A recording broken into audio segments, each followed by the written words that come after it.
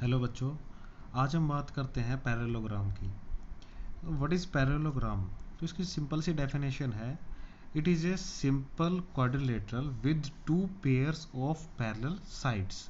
यानी ये एक ऐसा क्वाड्रिलेटर है जिसकी जो पैरेलल साइड्स हैं वो इक्वल भी हैं, आमने सामने। आप देख पाएंगे, मैं जैसे एक रफली मैंने फिगर बना रखी है, तो मैं इसका नाम दे देता हूँ इसके वर्टेक्स की, ए बी सी डी।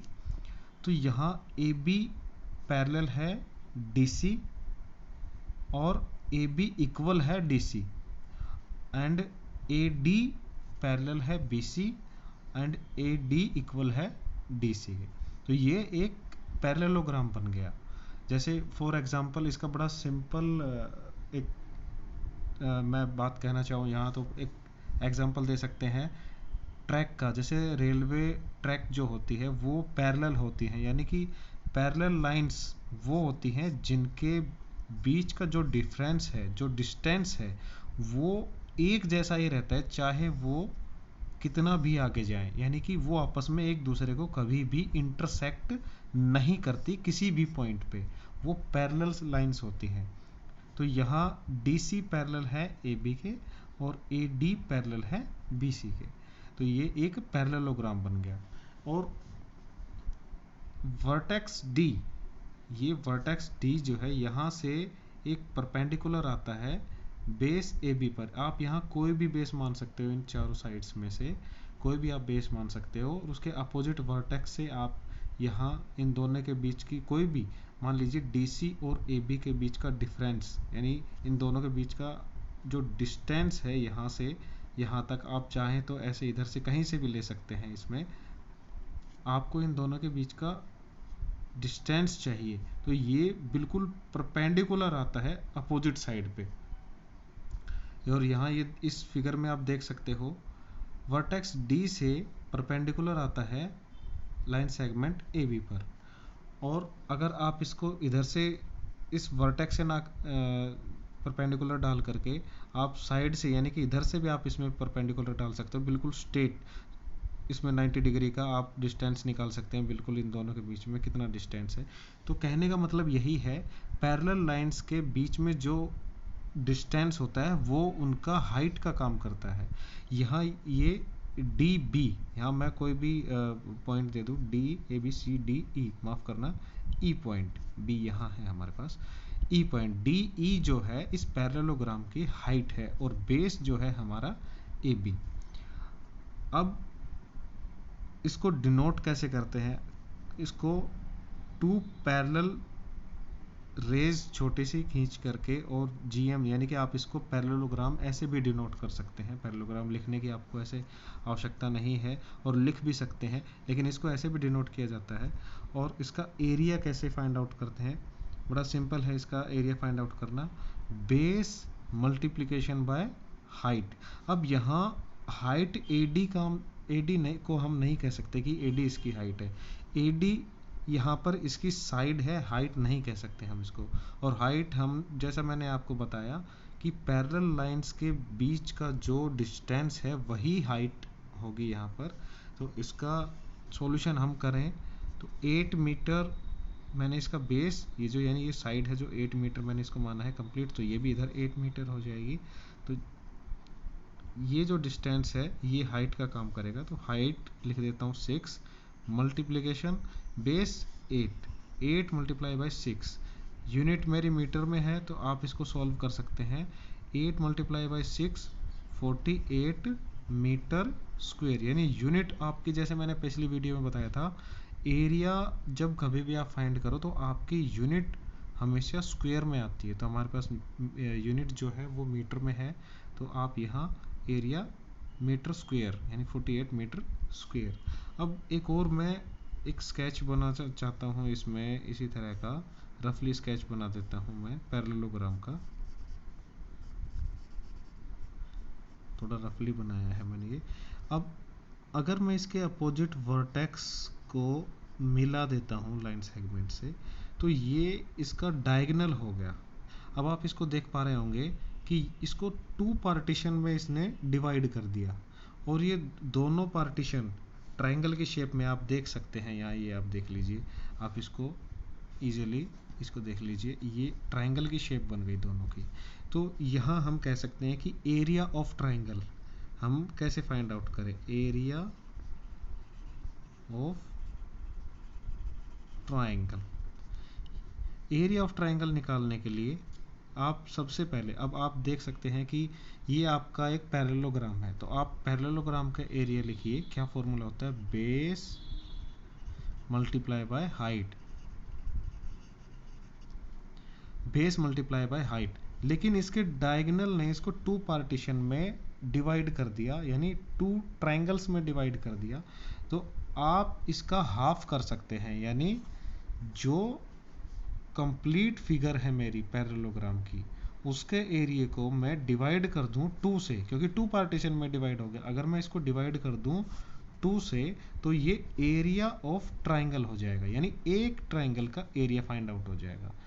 और आप अगर दोनों ट्राइंगल का एरिया फाइंड आउट करना चाहते हैं तो इसको एक ट्राइंगल का एरिया निकाल के उसको ट्वाइस कर सकते हैं, या फिर इसको आप ऐसे भी कर सकते हैं कि आप एरिया ऑफ पैरेललोग्राम निकाल दें।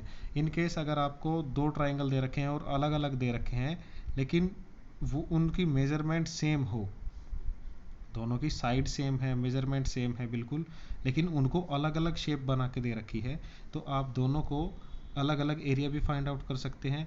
या फिर आपसे क्वेश्चन में ऐसे फिगर बना के दे रखी है आपको और डायगोनल उसमें खींच रखे हैं, आप ये डायगोनल चाहें तो ऐसे भी खींच सकते हैं अपोजिट, आप इसको रहने दें तब भी ये एरिया ऐसे ही निकलेगा, यानी base into height upon two, यानी एरिया ऑफ ट्राइंगल जो है इसका फॉर्मूला हो जाएगा 1/2 मल्टीप्लाई बाय बेस इंटू में हाइट।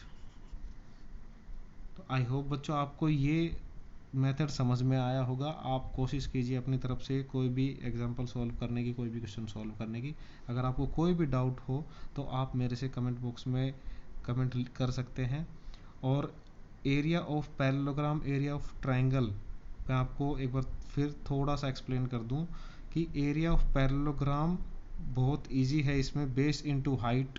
आप यहाँ जैसे मैंने आपको बताया कि पैरेललोग्राम जो होता है वो आपका अपोजिट साइड्स इक्वल होती हैं और पैरेलल होती हैं।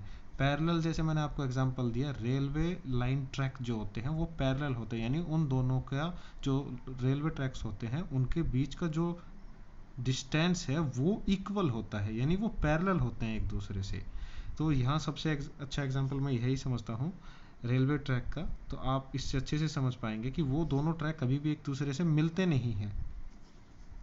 इसी तरह ये यहाँ DC इक्वल है AB एंड DC पैरेलल है AB, AD सेगमेंट इक्वल है BC एंड AD पैरेलल है BC, तो ये कंप्लीट पैरेललोग्राम बन गया। अगर आप इसके डायगोनल खींचें, जैसे मैंने यहाँ आपको बताया एक रफली स्केच बनाया, आप डायगोनल चाहे कोई भी डायगोनल खींच लीजिए इसका, तो वो उसको टू पार्टीशन में डिवाइड कर देगा, यानी कि उसके दो ट्राइंगल्स क्रिएट हो जाएंगे उससे। तो आप किसी भी ट्राइंगल का एरिया निकालना चाहें तो base multiply by height upon two, यानी कि 1/2 ऑफ बेस इंटू हाइट आप कर सकते हैं, तो आपका एरिया ऑफ ट्राइंगल आ जाएगा इसमें। Thank you. अब मैं आपको एक एग्जांपल की हेल्प से यहाँ समझाना चाहता हूँ। आप देख पा रहे होंगे इसमें, one of the side and the corresponding height of a parallelogram are 4 cm and 3 cm respectively. Find the area of the parallelogram in figure 11.17. आपके सामने ये फिगर दे रखी है, इसमें एक साइड है 4 सेंटीमीटर और इस पैरेललोग्राम की हाइट दे रखी है 3 सेंटीमीटर। आपको इसका एरिया फाइंड आउट करना है। Length of base 4 centimetre, height h से डिनोट किए 3 centimetre, area of parallelogram base multiply by height 4 centimetre into 3 centimetre equals to 12 centimetre square. एक और एग्जांपल देखते हैं, कहता है find the height x if the area of the parallelogram is 24 centimeter square and the base is 4 centimeter. Base इसमें आपको दे रखा है 4 सेंटीमीटर, आपको पैरेललोग्राम का एरिया दे रखा है 24 सेंटीमीटर स्क्वायर एंड आपको हाइट को फाइंड आउट करना है। तो बड़ा सिंपल है, वही आप फॉर्मूला लिखिए, area of parallelogram equals to होता है बेस मल्टीप्लाई हाइट। तो आप एरिया जो यहाँ दे रखा है, लिखा हुआ है एरिया ऑफ पैरेललोग्राम, इसकी जगह आप लिखिए 24 सेंटीमीटर स्क्वायर। यानी एरिया तो आपको गिवन है, आपको हाइट को फाइंड आउट करना है। बेस आपको गिवन है, तो आप एरिया की जगह लिखिए 24 equals to base 4 multiply height आपके पास है x, मल्टीप्लिकेशन में है x मल्टीप्लाई 4, तो x को यानी वेरिएबल को आप यहीं रखिए एक साइड, और 4 को मल्टीप्लाई से आप ले जाइए 24 के अपॉन में यानी डिवाइड में, तो आपकी x की वैल्यू आई 6 सेंटीमीटर। तो आपकी यहाँ पैरेललोग्राम की जो हाइट है वो आई आपके यहाँ 6 centimetre. So the height of the parallelogram is 6 centimetre. Area of triangle फिर वही बेस और ये हाइट, तो half of base multiply by height, 1/2 multiplication M N multiply by L O, यानी एम एन है आपके पास 3 सेंटीमीटर, एल ओ है आपके पास 2 सेंटीमीटर। आप इसको भी सॉल्व कर दीजिए, 2 से 2 को डिवाइड कर दीजिए, 1 यहाँ 3 बचा आपके पास, रिमेनिंग 3 सेंटीमीटर स्क्वायर। तो आपका जो एरिया आएगा इस ट्राइंगल का वो आएगा 3 सेंटीमीटर स्क्वायर। तो ये कुछ एग्जांपल्स हैं बच्चों, तो आप अपनी तरफ से किसी भी बुक में से आप कोई एग्जांपल ले लीजिए या फिर एक्सरसाइज की आप क्वेश्चंस को सॉल्व करने की कोशिश कीजिए। आई होप आपको ये बहुत हेल्पफुल होगा ये तरीका। अगर आपको फिर भी कोई डाउट हो तो आप मेरे से कमेंट बॉक्स में कमेंट डाल सकते हैं, मैं कोशिश करूँगा आपके प्रॉब्लम सॉल्व करने की। Thank you. इसी तरह से आप देख सकते हैं ट्राइंगल का एरिया का example. Find the area of the following triangles, figure 11.20।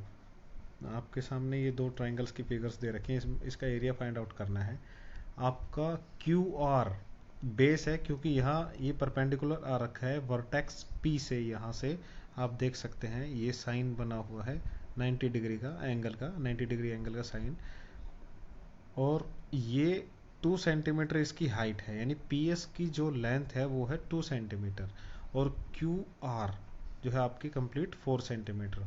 और जैसा मैंने आपको बताया एरिया ऑफ ट्राइंगल जो होता है base multiply half of base multiply height, यानी half of base multiply height, B H multiplication में 1/2 multiplication Q R multiply by P S, 1/2 multiply by 4 centimetre multiply by 2 centimetre.